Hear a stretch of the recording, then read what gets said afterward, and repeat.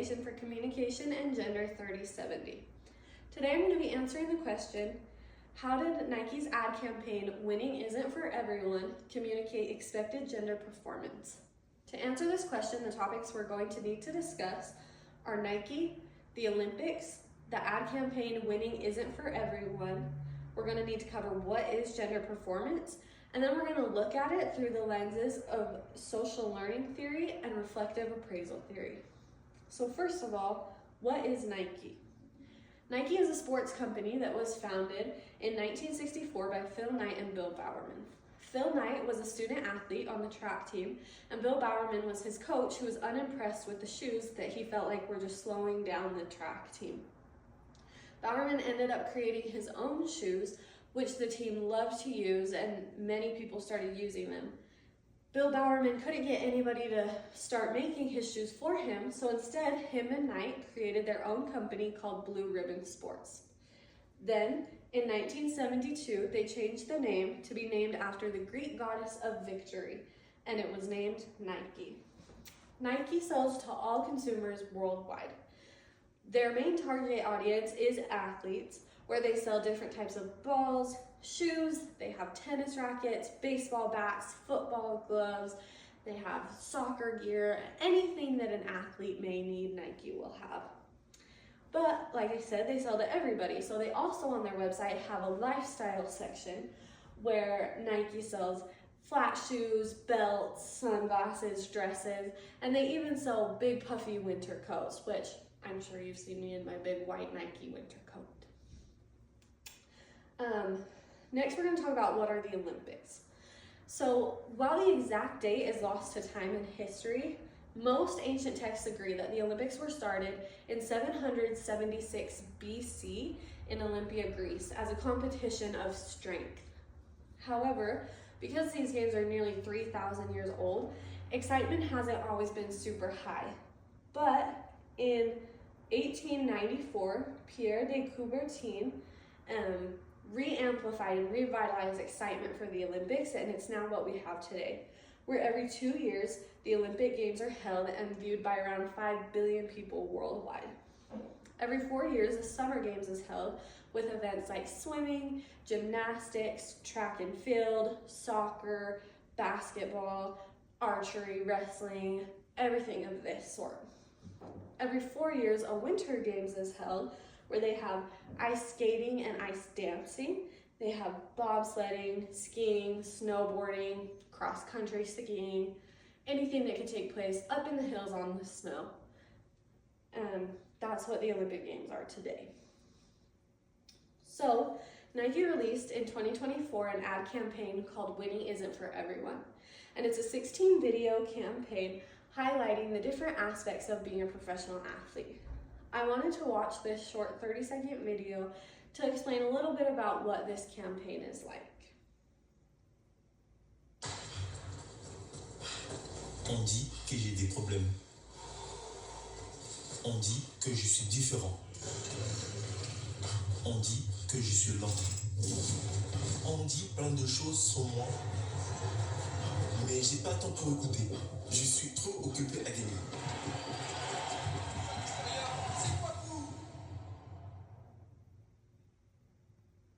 So, this is kind of what this campaign is like. It's showing that athletes need to be determined, they need to have drive, they need to be able to block out the noises around them and the negative comments from other people.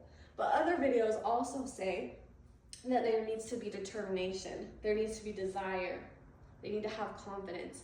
But there's also some negative terms to describe these professional athletes, saying that they need to be selfish and they need to be obsessive, and that winning needs to be everything. There's many famous athletes in this campaign. There's people like LeBron James, Sophia Smith, Sha'Carri Richards, Serena Williams, who are all American professional athletes. There's also this man here, Charles-Antoine Coucou from France. Kylian Mbappe, who is also a French soccer player, makes an appearance. Cristiano Ronaldo, a Portuguese soccer player. Or Jacob Ingebrigtsen, a Norwegian field and track runner. There's many, many people in this campaign from all different sports, from all different countries, showing that Nike has a wide outreach. According to WKAMS in 2025, the purpose of the campaign, it's about embracing the drive for excellence that pushes athletes to achieve their dreams. But let's talk about how this campaign performs in gender performance. So what is gender performance? Gender performance is the way that individuals act to satisfy gender norms that society has set. So it's about the conversations you're having, the clothing you're wearing, makeup or lack of makeup. It's the way that you walk or you sit. Are you really small like women tend to be? Or are you taking up space and using the room as a man typically does? It's also about your hobbies. Are your hobbies feminine or masculine? Some ways that the people in this campaign perform in gender performance. The women typically have their long hair is out and it's flowy. They have on makeup, their nails are done, they have big gaudy jewelry that's banging around. And then their clothes. They're wearing really tight booty shorts. You can see a whole lot in them. They're not ever wearing a shirt, just a bra. The men have super muscly arms. Their skin is perfect and flawless. They have a six-pack. Their hair is really close to the scalp, whether it's the cut of that or they have braids or dreads in that's keeping their hair right along the scalp line. And then in these campaigns, a lot of the clips are of men's shoulders and back showing their muscles, but if it's not of that, they always have on a long shirt completely covering the abdomen, long shorts typically going down to about the knee. So let's look at these through the social learning theory. Social learning theory is the idea that humans learn their behaviors from their interactions with others.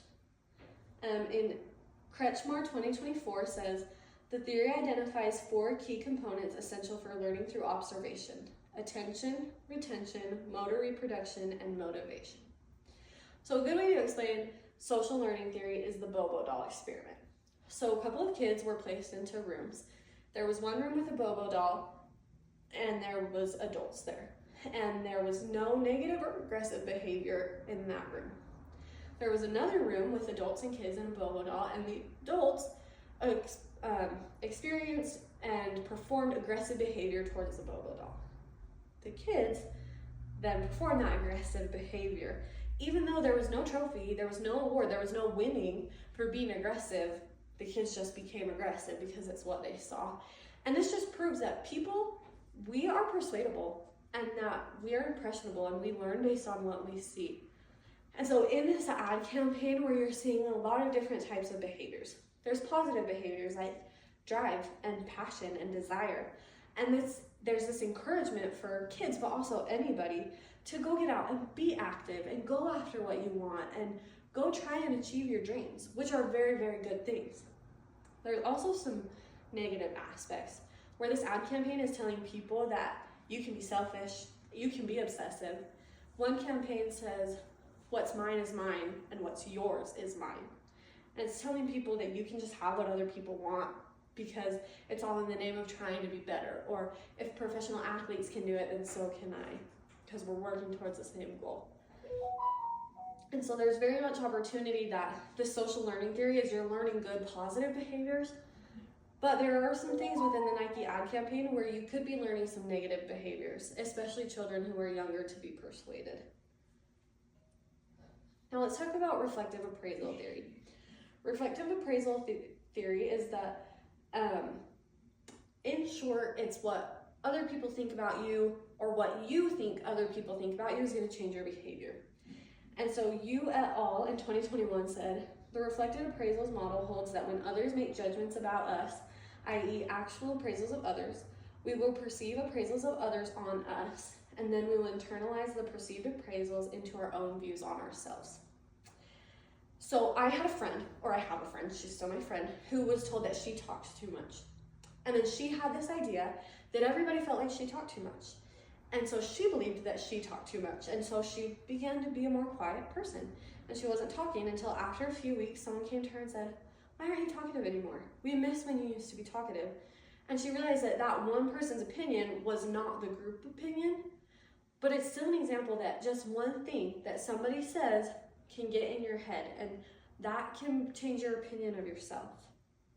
And so I want to talk about reflective appraisal theory specifically within the physical, like the physical traits of the actors in this campaign. So in this campaign, I talked a little bit about the clothing, but the women are always in their bra, they're always in their booty shorts, long hair, makeup, nails, they're all beautiful, frankly, and they look perfect all the time. And it's very easy to get this idea that as a female athlete, I have to look like that or I'm not good enough. I have to wear the same clothes, I have to have the same brand of cleats, I have to have my hair long and nails done, and I need to wear jewelry while I'm playing. When frankly, most sports don't even allow jewelry. But it's this idea that you have to look like them. And that can be a pretty negative thing to get into my own brain, that if I'm not good enough, if I'm not wearing those clothes, then I'm not good enough. And it goes the same for men, is that you have to have these muscles, you have to have the same hair and the same brand of clothes and everything, otherwise you're not good enough to be a professional athlete. Or not even a professional athlete, just not an athlete, that you won't compete with the other boys or the other men in the sport. And so, while there could be some good aspects of reflective appraisal theory within this ad campaign, there's also a lot of negative self-talk that can occur. But that's not to say that Nike doesn't attempt to include everyone and break some of those expected gender performances. So I want to watch another short video that shows how Nike does break a few of those gender expected roles. Is winning. Participating is winning. Nossa mais, chefe. Winning is winning.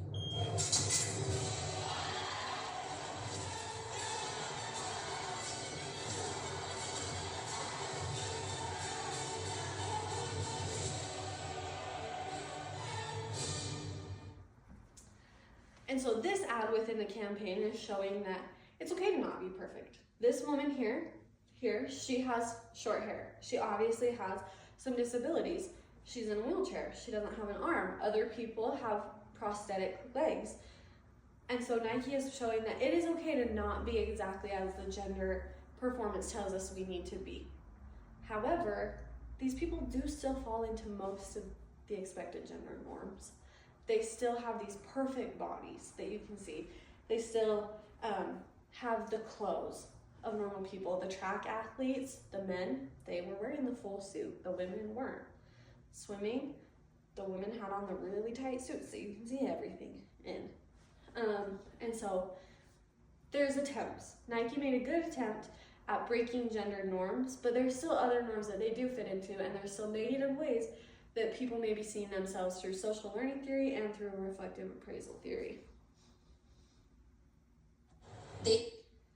So in conclusion, like I said, there are those attempts to include everybody and to break gender norms and break that script that society has written is to be a woman you act this way, to be a man you act this way.